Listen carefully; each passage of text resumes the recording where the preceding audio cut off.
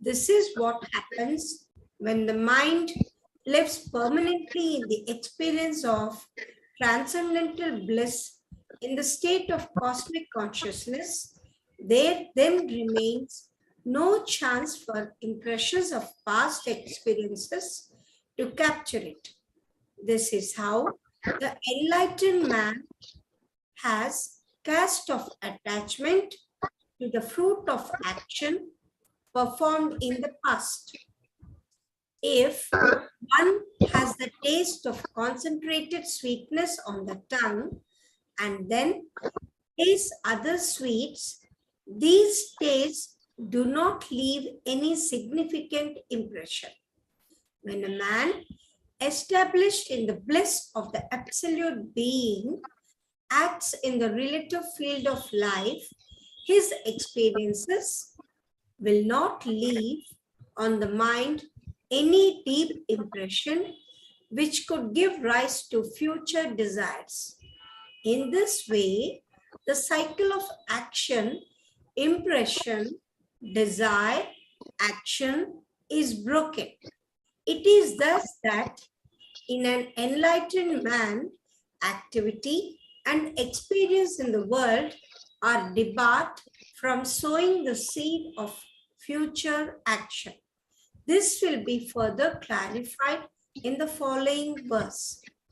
Even though fully engaged, his organs of action continue to perform their duties motivated by nature, and his senses of experience likewise remain engaged. In this way, he is found acting. He does not act at all. His mind, established in the fullness of being, remains uninvolved in activity. This is his state of life, outwardly engaged in activity, inwardly established in eternal silence. Jai Gurudev. So in this shloka, we see a little bit of repeat of previous verse. And we studied all these points already in the previous verses and in third chapter. In third chapter, 7th verse, we have learned what control of senses means. We have studied that he who controlling the senses by mind without attachment engages in action, he is a karma yogi.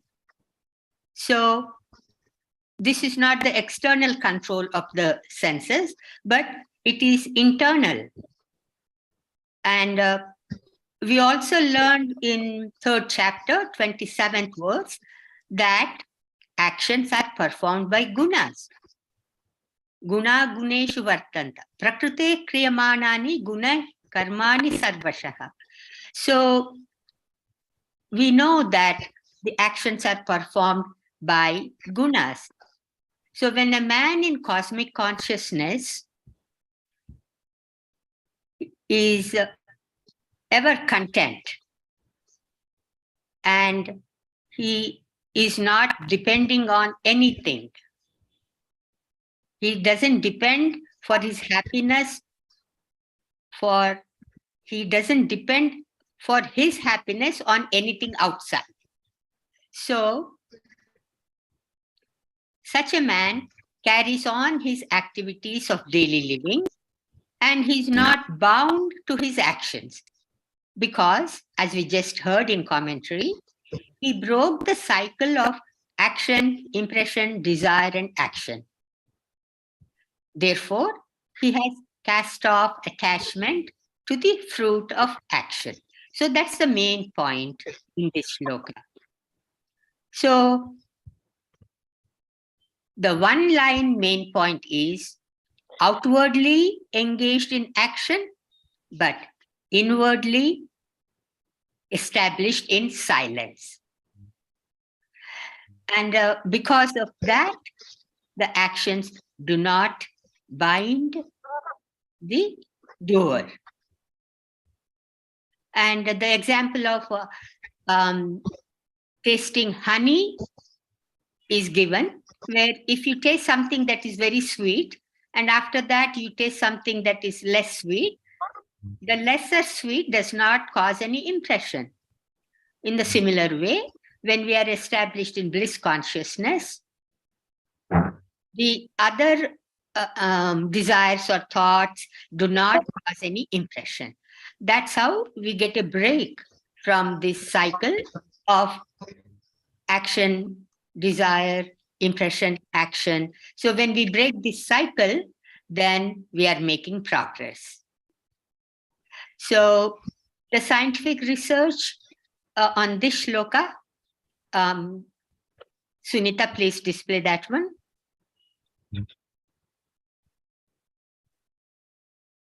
Actually, this is also similar to the previous one, so we will not spend a lot of time. But briefly, it shows increased contentment, increased self-sufficiency and autonomy and independence.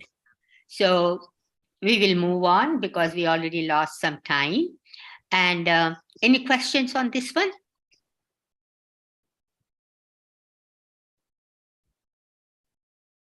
Okay, so we will move on to the next one, Shloka 21. Ghanshyamji, please recite 21st Shloka of 4th chapter. Om Nirasiyat Chittatma Yaktah Sharva Parigraha Sariram Kevalam Karma Kurvannapnoti Kilvisham. Om Jaikuti, expecting nothing, his heart and mind disciplined, having relinquished all possessions, performing action by the body alone, he incurs no sin. Expecting nothing, the cause of anxiety and expectation is desire. The actions of the enlightened man have been declared to be free from desire, and the incentive thereof, verse 19, that is why he acts expecting nothing. His heart and mind disciplined, chapter 3, verse 43. Having relinquished all possessions, this expression runs parallel with depending on nothing, verse 20. The word possessions indicates that one has gathered around oneself everything other than one's own self, relinquishing everything that is outside one's own self means abandoning the whole field of relative existence, being without the three gunas, performing action by the body alone. It has been explained in the commentary on verse 19 how the mind of the enlightened man remains unattached even when he is performing actions on the level of senses, so that every undertaking is free from desire and incentive thereof. The mind of an enlightened man does not register deeply any impressions of actions performed by the body on the level of the senses. Through all activities, his mind remains ever fixed in being. Established in the absolute purity of being, he is out of the field of ignorance, out of the field of sin. Jaikuti. So here in this shloka, 3 qualities of the sthita prajna are explained, and how in such a situation one will not incur sin. So the 3 qualities of the enlightened man, one who is in CC, one is nirashi, means one who does not expect anything from anyone. And why is this? Because he's content. He's happy with what he has. So he doesn't expect anything from anyone. So the second quality is yata chittatma. His heart and mind are disciplined, and his senses are under his control. And the third quality mentioned is one who relinquished all possessions. Sarva parigraha. Tyakta sarva parigraha. That means he relinquished all possession, relinquishing everything in the relative, including the gunas and everything other than oneself. So when you transcend, you are beyond all the relative. So there are no gunas and nothing over there. So you are just yourself. And that way you have relinquished, you have let go of all possessions. So because of these three qualities, Sthita Prajna is not attached to anything. He's not attached to anything in the outside world. Performing action by body alone, the mind of the enlightened man remains unattached even while he is performing action on the level of senses. And so the actions, they do not register any impressions. And his mind is fixed in absolute purity of Atma. So he is out of the field of ignorance and out of the field of sin. And the scientific research is, again, it's quite brief. Sunita, please go ahead and display that one.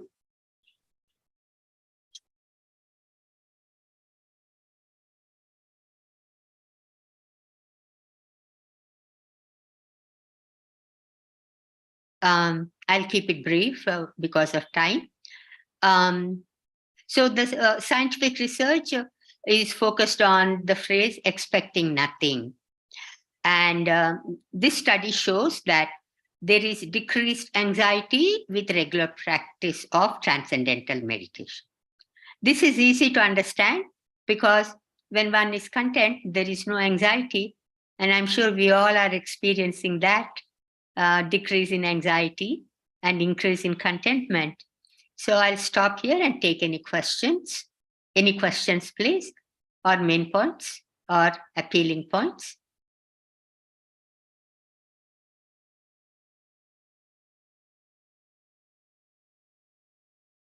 Okay, so we'll move on to the next shloka, 22. Mukesh ji, 22 shloka, please.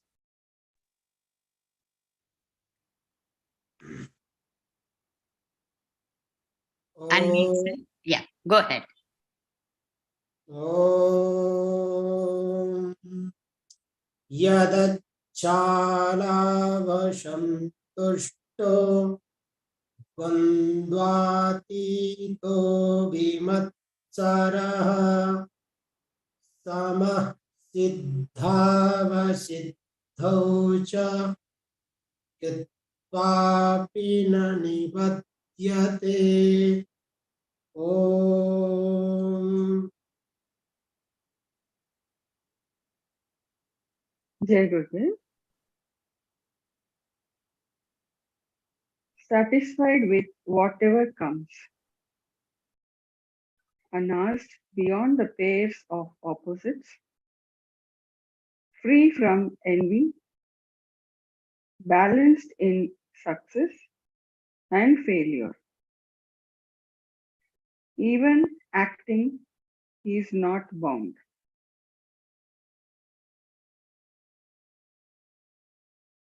This verse presents the picture of one who is liberated, satisfied with whatever comes unasked.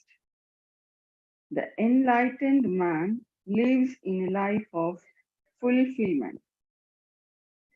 His actions being free from desire serve only the need of the time. He has no personal interest to gain. He is engaged in fulfilling the cosmic purpose, and therefore his actions are guided by nature. This is why he does not have to worry about his needs.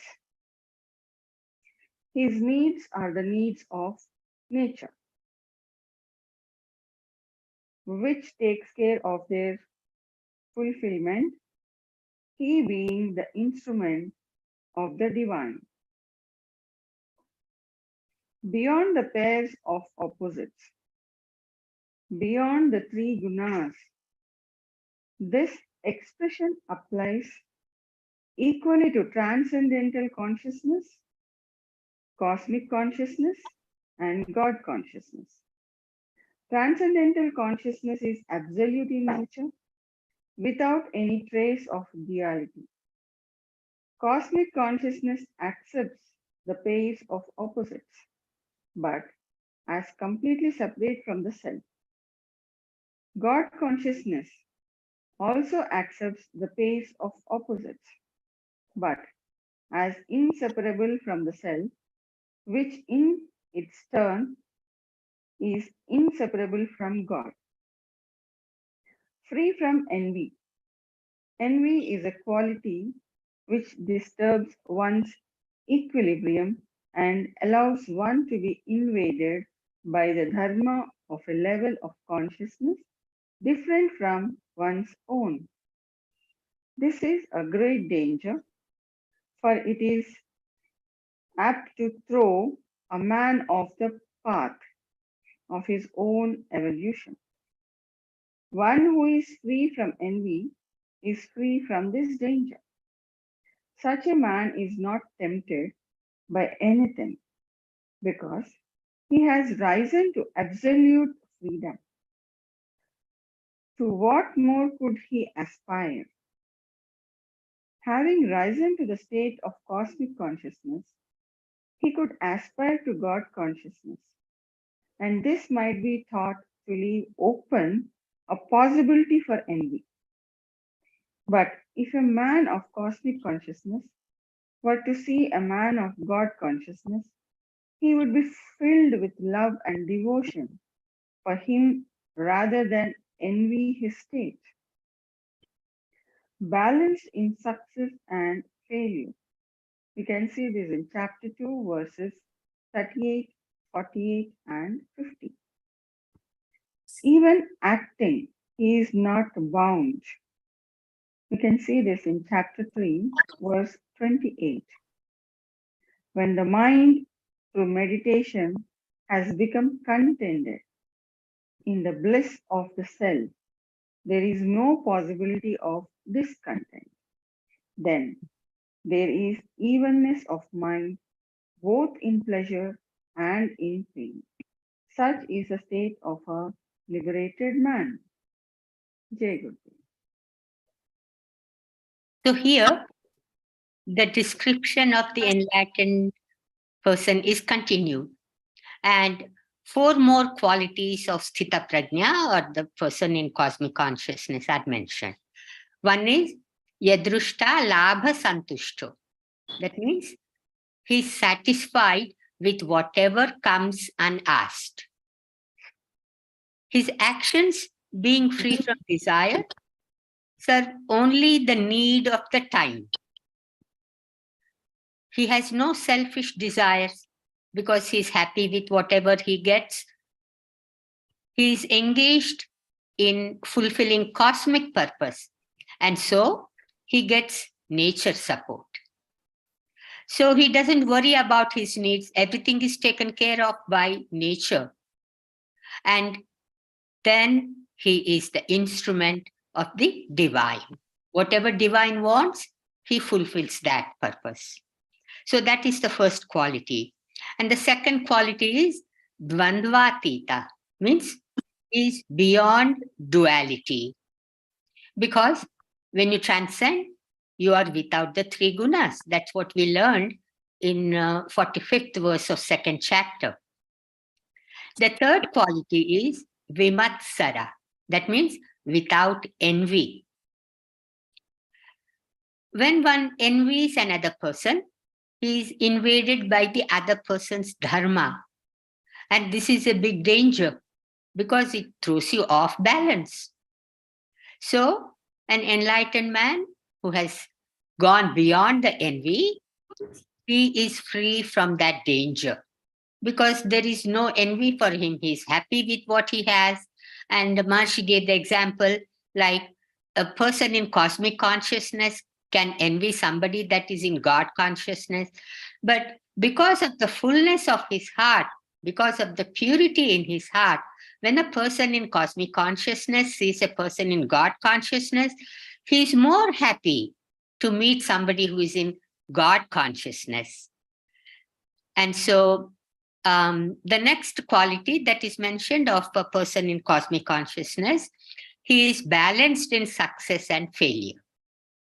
So with all these above qualities, he is not bound even while he is acting. So we went over that in the last 2-3 shlokas. And he's established in a state of non-attachment. So that is the status of a person who is in cosmic consciousness. So I'll cover scientific research briefly. Sunita, scientific research, please.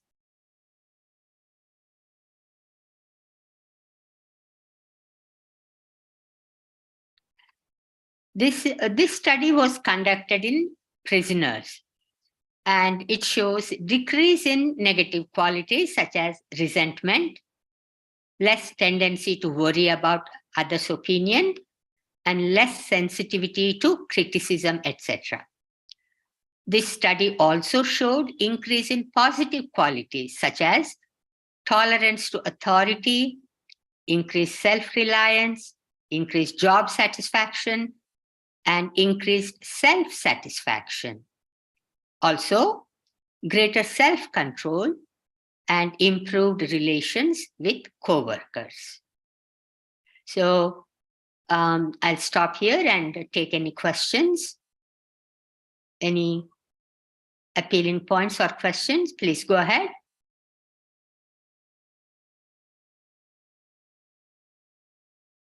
Okay, so we will move on to the next shloka, that is 23. So Manish ji, recite 23rd shloka, please. जी दीदी ॐ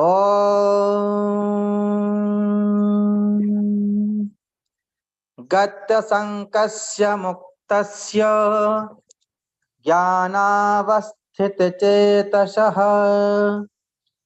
यज्ञायाचरतः कर्म समग्रं प्रवलीयते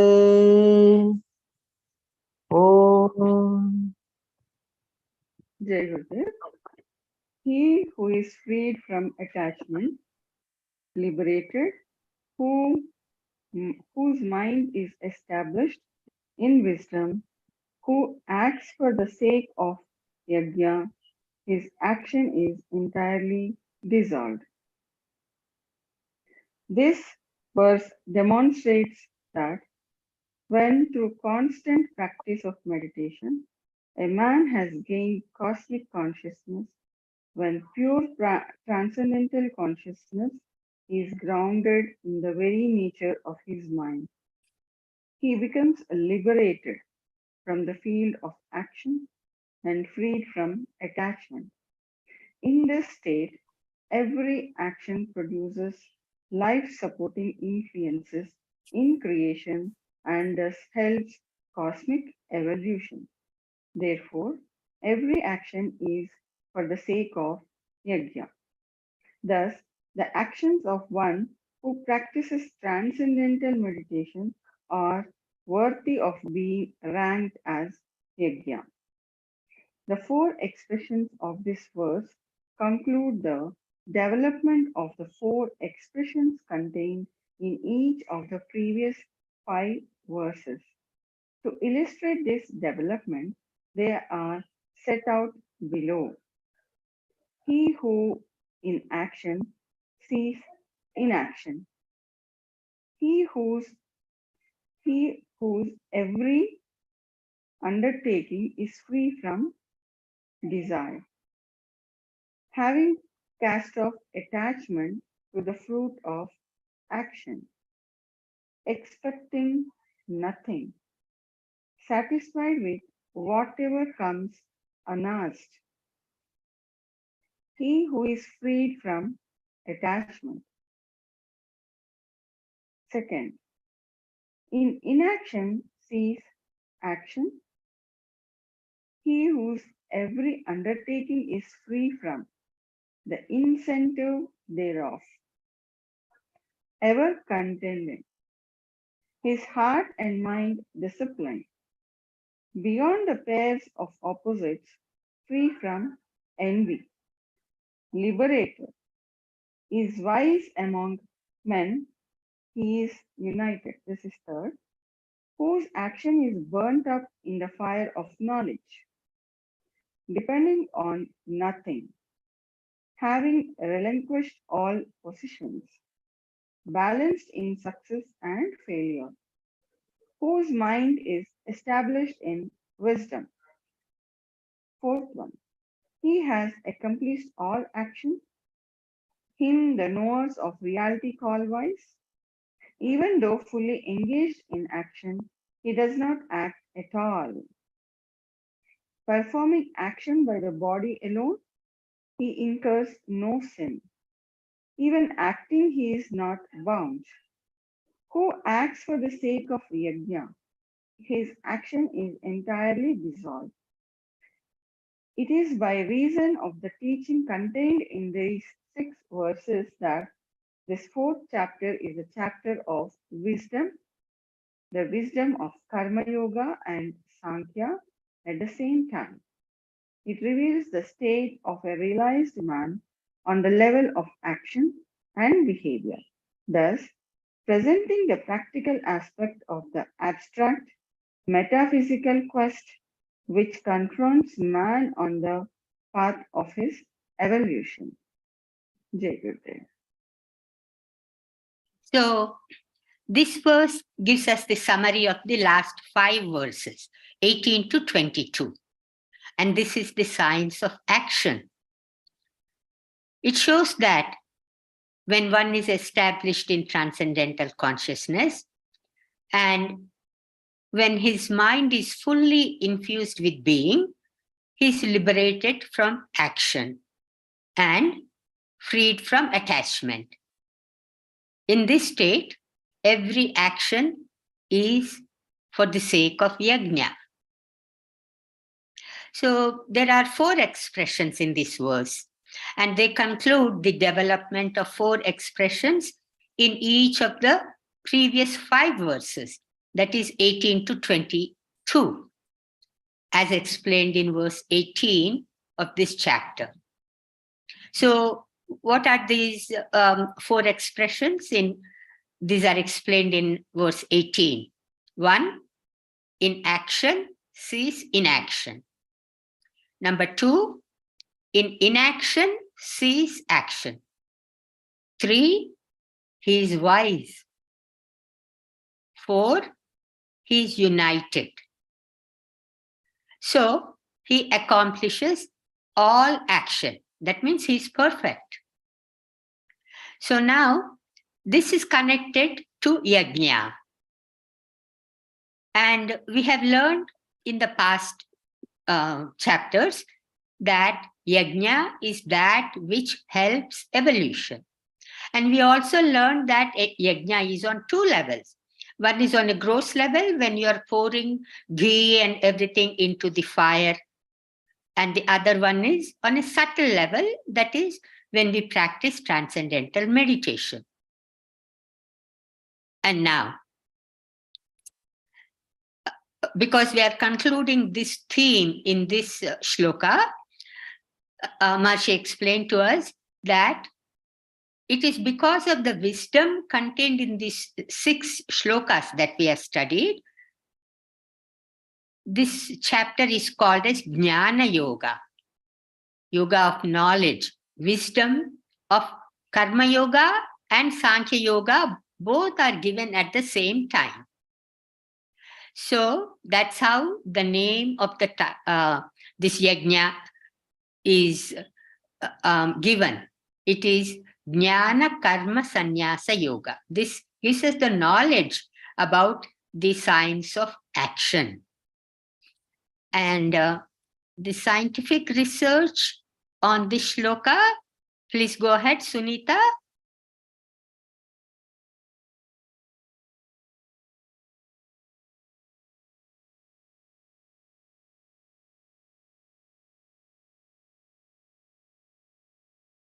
The scientific study shows that with regular practice of transcendental meditation, there are increased experiences of higher states of consciousness, as evidenced by increased self-sufficiency, increased autonomy and independence, increased mental clarity and wakefulness, and increased orderliness of brain functioning.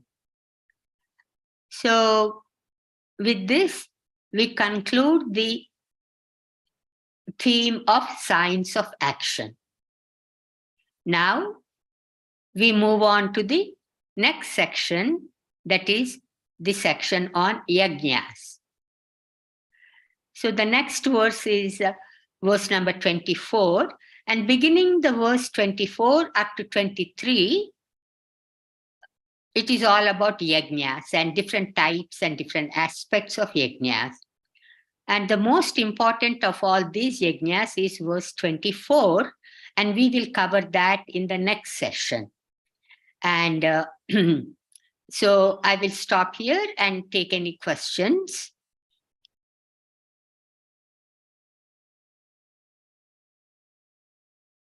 We did not have time for a full chapter recitation today because we lost some time, and also the commentary was quite long for some of the shlokas. So we will end now. Any questions? Go ahead, please. Okay. So Manish ji, आज पूरा अध्याय का पारायण नहीं करेंगे, शांति पाठ करना, फिर उसके बाद में we will end the satsang. Go ahead, please. Hari ओम माधो शांतिरन्तरिक्षगुं शान्तिः पृथिवी शान्तिरापः शान्तिरोषधयः शान्तिः वनस्पतयः शान्तिर्विश्वे देवाः शान्ति ब्रह्म शान्तिः सर्वगुं शान्तिः शान्तिरेव शान्तिः क्षमा शान्तिरेधि यतो यतः समीहसे ततो नो अभयं कुरु सन्नाः कुरप्रजाभ्यो भयं नः पाशव्यः। ओम शांति शांति शान्तिः। जय गुरुदेव। Jai Gurudev. Thank you all for joining. Jai Gurudev, Ramaji. Jai Gurudev, Sunita. And thank जय you. Gurudev ji. Jai Gurudev, Anita ji. Jai Gurudev, Bindu. Bela. Jai Gurudev. Jai Gurudev, Bela. Jai Gurudev to Happy Girl. And we'll meet again next week, same time, and we will continue our discussion with verse 24. Jai Gurudev. Jai Gurudev, Hemanshi. Jai Gurudev, Anita ji. So I'll end